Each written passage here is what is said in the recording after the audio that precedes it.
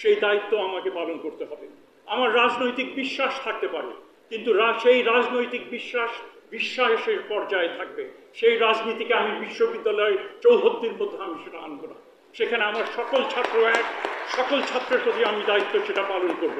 এবং কেউ যদি মনে করেন আমি রাজনীতি করব, অবশ্যই আপনি রাজনীতির অঙ্গনে আপনি চলে যান, বিশ্ববিদ্যালয়ের শিক্ষকতা আপনি ছেড়ে দেন। কারণ রাজনীতিতে ভালো যোগ্য লোকের দরকার আছে, সেখানেও আপনি সম্মান পাবেন, কিন্তু পঙ্কিল রাজনীতি আপনি বিশ্ববিদ্যালয়ের চত্বরে আনবেন না। এই হচ্ছে আমাদের আহ্বান।